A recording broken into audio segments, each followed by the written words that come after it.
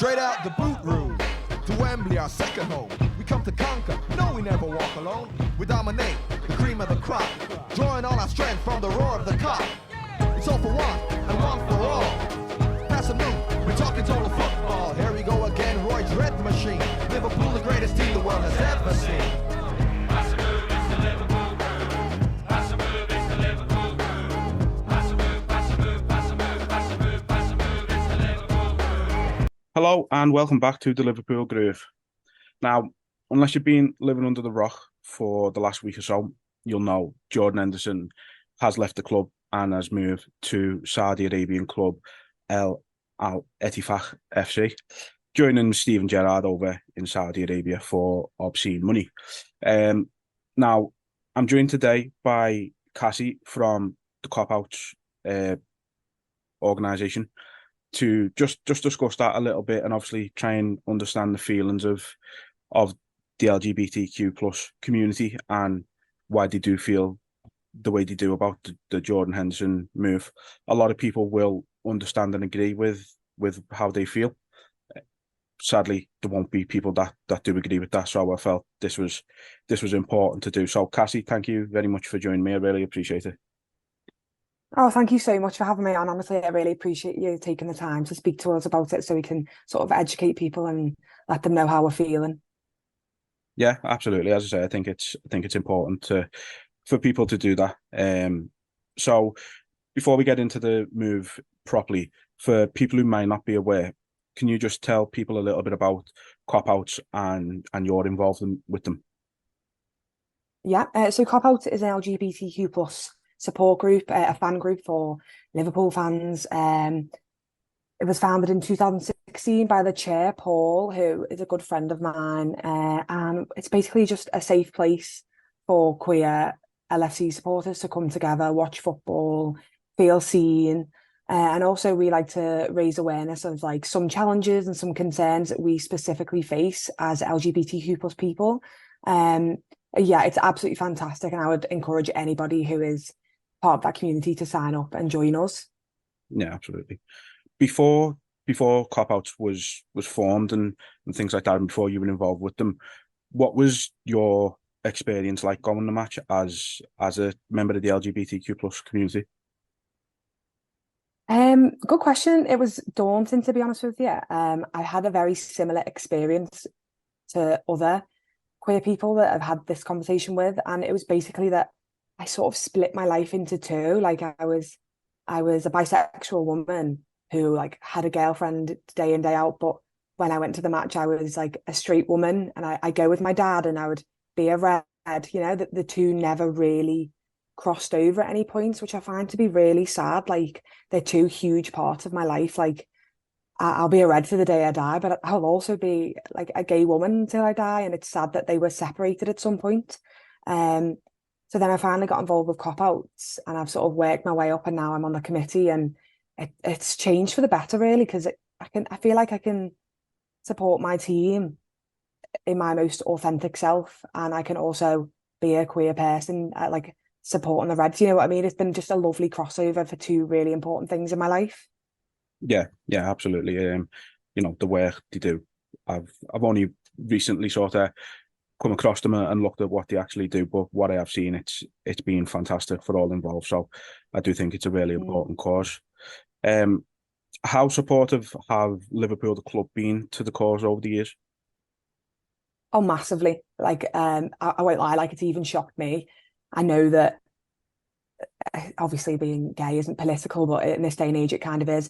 It's surprising that LFC would get involved in such a political thing because, you know, they could get, and they have got a lot of hate for it and maybe lose fans and things like that, but that's not really stopped them. And, you know, our chair, Paul, has had like conversations with Klopp. He's had a sit-down conversation with Klopp, and same with Jordan Henderson, and they work with us. Recently, we like gave them the okay for the Pride merch that they've done, and been speaking to them about like logos and things like that. They're constantly in conversation with us. Rishi, who is the equality and diversity lead for LFC, he is just the most beautiful man he'll ever meet. Like he's just been the best ally. Like he's just such a sound person. and he shows up. He's shown up yesterday for the march.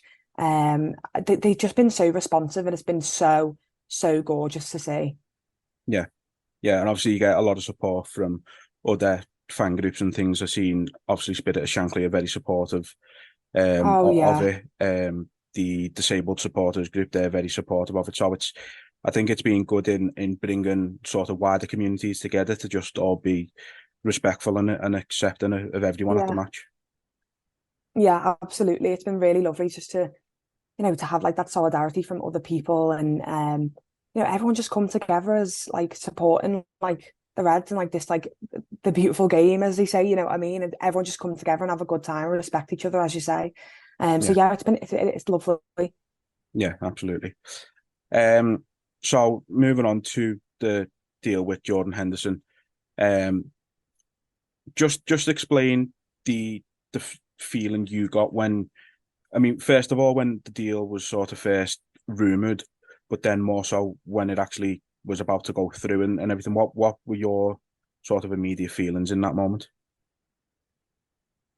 Um, Disbelief at first. I think it was my partner that sort of broke the news, and she's from Melksham, so she's a new Red, if you will. She's a new football fan.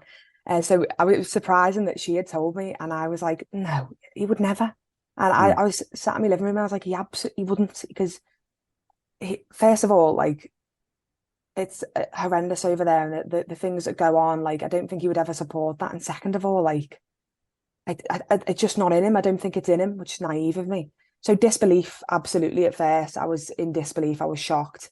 Then when things were looking a bit more serious, it was like, oh shit, is this happening? Like, what are we gonna do with this? Like, you don't want to comment, you don't want to say anything. And then when it's getting even more serious and you find out he's going for his medical, and when you hear rumors of someone going for the medical, like it's a done deal, really, isn't yeah, it? So you kind of got to start coming to terms with things. And as cliche as it is, I've been through like a roller coaster of emotions. Like I've been really angry, I've been really hurt, um, I've been really like upset that he would do this. And people have said don't take it personally, but I feel like there has been times where I've took it really personally, and it's just so sad. And like I feel like how I'm feeling today about it is still devastated. Like unless he turned around now and said like I take it all back, and even then I'd still be hurt. mm, Just forever now, I will be like heartbroken by this man's decision. yeah, yeah. It's understandable, and as I say, a lot of people will understand that feeling, and unfortunately, as I say, there will be some that don't understand that feeling. Jordan Mm, has obviously been a massive supporter of the cause throughout his Liverpool career. He's arguably been the most vocal supporter of it in the entire Premier League. yeah. Would would it have been easier if he'd have never offered that level of support? Yes, absolutely. Absolutely. I've thought about this quite a lot, actually.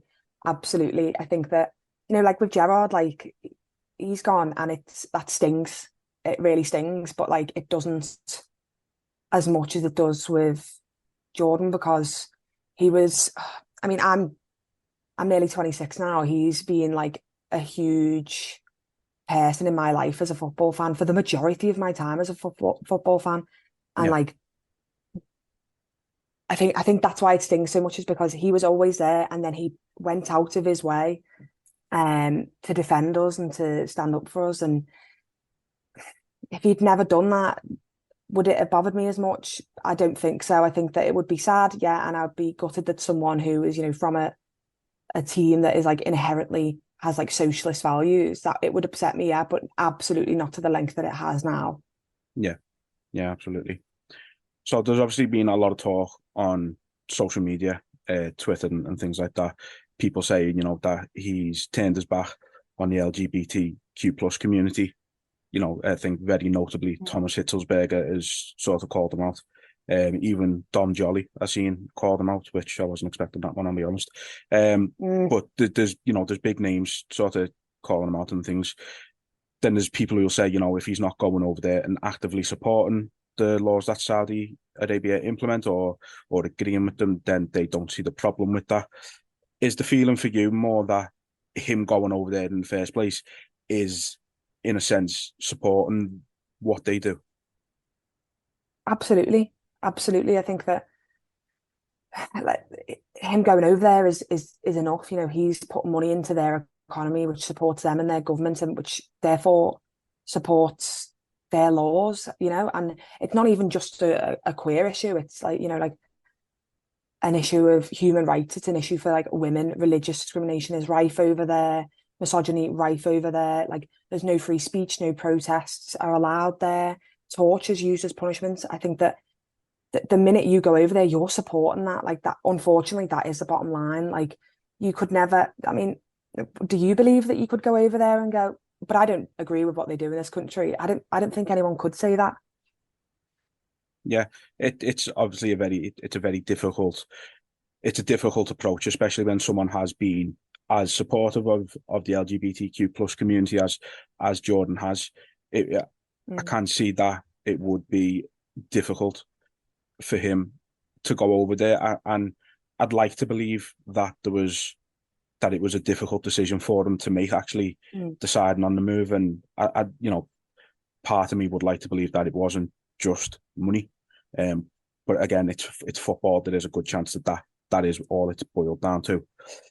If Jordan does go over there and does decide that he wants to try and use his voice to educate the Saudi people, he's a big figure. He's well known anyway, just because he's been associated with Liverpool for the last 12 years. If he decides that he does want to try and use this to educate the Saudi people and see if he can try and implement some positive change over there, would that change any current feelings towards him at all?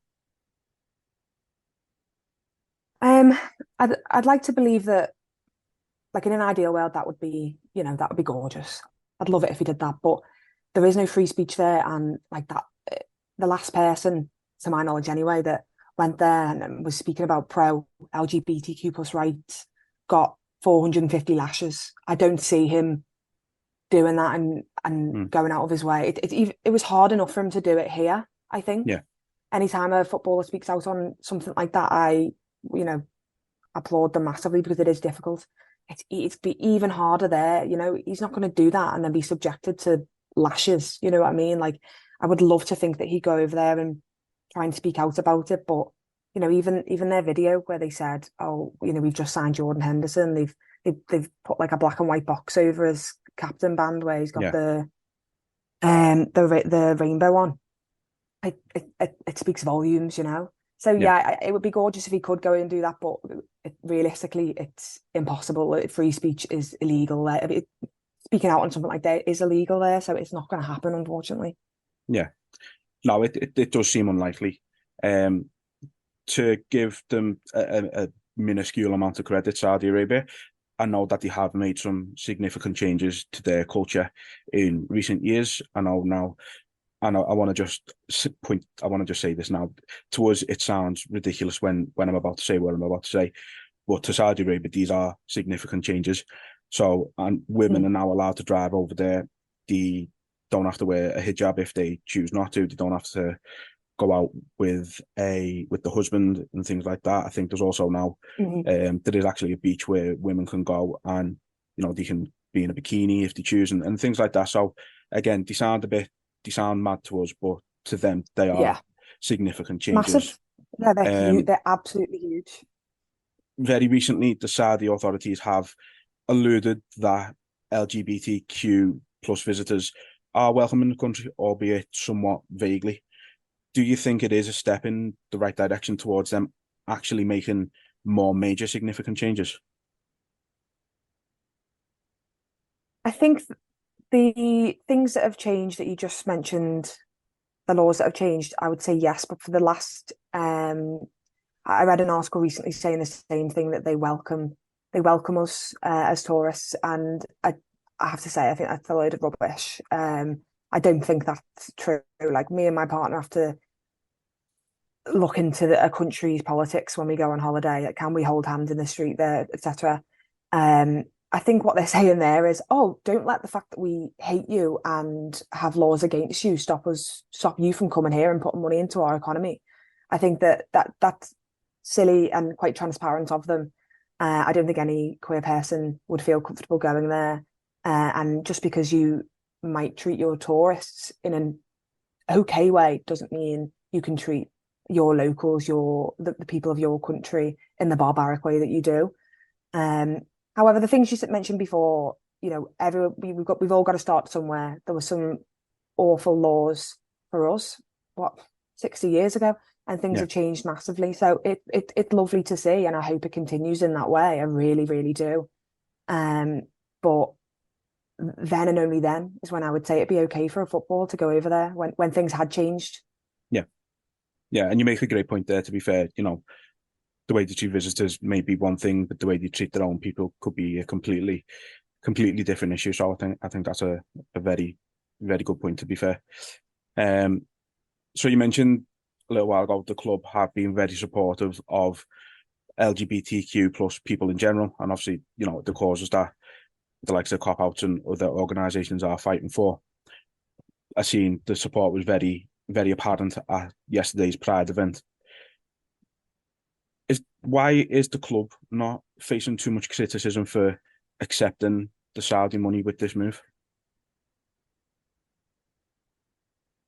I don't know. I don't know. I think that people like to have someone to blame, and it's easier to criticize Jordan Henderson because it was his decision, and it you know, the fault mainly lies with him. I think it's easy to criticize him, and rightly so. I think that people are just pushing their energy onto him, and then people who don't have the feeling that I have and that many of us have of like anger and disappointment, they just don't care. I think people don't care enough to even think where the money comes from. As long as the club are getting money and, you know, we're progressing, then I don't think people care. And that sounds a bit harsh, but I have spoke to several people, like I was in the pub the other day, and I was speaking to a lot of the lads there, and they were basically just saying that, oh, you know, money's money, sort of thing. And I disagree with that entirely. And I do think, like, I do question the club's ethics and their morals for accepting this money. I really do. And I couldn't tell you why other people aren't. I think it is just people like a singular person to blame. It's much easier to do that. So I think that's why Jordan Henderson is getting the majority of it. Yeah, I think a lot of it will probably boil down to people view Liverpool as a business, and you can't really choose who you're in business with. Whereas Jordan Henderson is a person. He's had these beliefs. He's had these models, and obviously, you know, members of the community feel like he's abandoned a lot of these models. So I think I think they feel like he had more of a choice than the club, possibly. Absolutely. I think he is an individual. He is a man who has spoken out on what he supposedly believes in. He didn't need to do that. He absolutely didn't need to do that. People have been saying, oh, what do you expect from footballers? Footballers, you know, aren't political figures, etc. But, you know, he went out of his way to stand up for us and to support us. And, you know, he said, oh, hang on, I don't like what's being said about these group of people. I don't like the treatment that these group of people have. And then later on in life has gone, well, I'm going to go and join those people that did that. I'm going to go and join their oppressors. So absolutely, I think you're right. Like, he's lost a lot of where's his integrity? That's what people are questioning. Whereas the club have never really, it's not one person, is it? No, absolutely. So why is Jordan's allyship being questioned more than others? Even looking outside of football, I've seen the likes of prominent allies such as the likes of Jennifer Lopez, Kylie Minogue. They've gone over and performed in places like Dubai, all these big grand openings for hotels and stuff. And to my knowledge, I don't see that their allyship is being questioned nearly as much as Jordan's. I do agree with you on some level there. I think that definitely hasn't got the same amount of hate. I know in my circles, quite a lot of people have been to Dubai and places like that, and we've all been upset by that. And things have been said online, like especially Twitter, things have been said. But I think that we just see this conversation a lot more because, you know, how many times you scroll past a tweet about Kylie Minogue? Yeah. I think that a lot of us are involved in football and know people that like love football, and so those things do come up on our feed a bit more. Not saying that people have had the same energy. I don't think they have. I think you're right. I think that we could all do well to note that we've got to hold everyone to the same standard here. Like if we're going to call someone out, we have to call everybody out. So you're absolutely right there, but I do think it's worth noting that, you know, we're in the UK, someone around us likes football. If you don't like football yourself, someone around you it loves football. So those conversations do come up. Yeah. Yeah. You mentioned there that there's, you know, people in your circle of friends that have been to places like Dubai and things like that. I sort of said on Twitter the other day that a lot of people who were criticising Jordan Henderson for going over there, you know, there could be people who've actually gone themselves on holiday to the likes of Dubai, or, you know, your Jamaicas, your Egypts, all these types of countries that people see as tourist hotspots, but they actually criminalise, you know, LGBTQ plus people as well. Do you think, obviously we're not gonna know for certain, but do you think there is a slight level of hypocrisy with some people, even if we don't actually know that there is, kind of thing? Absolutely. None of us are perfect. I think that in activism, in every conversation about human rights, you could be talking about climate change, you could be talking about civil rights. You know, nobody's perfect. There's always some level of hypocrisy there. You know, I could talk about how I want, you know, sustainable fashion to be on the forefront of everyone's minds when they go shopping, but, you know, I'm sat here wearing a t-shirt from Primark, you know, who are they're not the most sustainable company in the world. So there's absolutely a level of hypocrisy there. I don't know if our wires got crossed before, but I'm saying in my circles, people had criticised the singers for going to Dubai. So I don't personally know anyone who's holidayed there. However, I think you're so right that there's definitely people who are outraged, and then you scroll back on their Facebook and they've definitely been on holiday somewhere similar. I think you're totally right. I think that, and we all are hypocrites, but it just depends on how you deal with that, and if you're self-aware enough to sort of reflect on that and notice it and go, shit, okay, I'm being a bit of a hypocrite here, and you sort of like rectify that, you know. But yeah, absolutely, I think that everybody could be doing things better, but because I'm an imperfect activist would never stop me from calling somebody out. No, absolutely. And I think it's important that, you know, I think there just needs to be I think there needs to be a bit of balance with it all. Like, obviously, you're very passionate about your beliefs with Jordan here, but you're not sort of, I've seen people who are passionate about it, but are shouting and screaming at people who don't agree with them, and trying to cause friction amongst other fans and things like that. And, you know, you see it when the club put that they're supporting Pride and things like that, and you get people from these other countries, I'm done with the club and I can't believe they're supporting this and things like that. But I think it's refreshing to have someone who can come on and have an actual conversation about it, because I think that's the only way people are going to get educated about it. Yeah, you're right. There's no who's going to learn from someone like screaming at somebody. And don't get me wrong, like I've been at the point at times where I've wanted to like scream at someone and be like, oh my God, I just love this woman and that should be okay, you know? Yeah. Don't get me wrong, I've been there wanting to do that. And when things are so personal, it's understandable that people get so emotional about it. Does it work when it comes to like educating and empowering people to stand up for that? I don't think it does.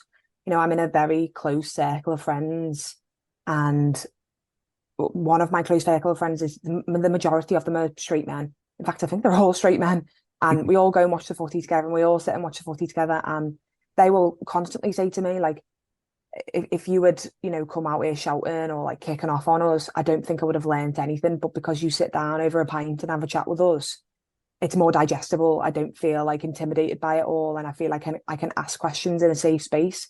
So whilst it can be frustrating that we sort of have to, I don't want to say minimize ourselves, but we have to sort of overly think of how we are getting ourselves across, I think it's still worth doing because it has worked and it does educate people and it does empower people to be allies and to stand up for us and also like learn about our community themselves. So I think you're right, like it's the only way to have these conversations. There's no good comes from screaming at each other ever.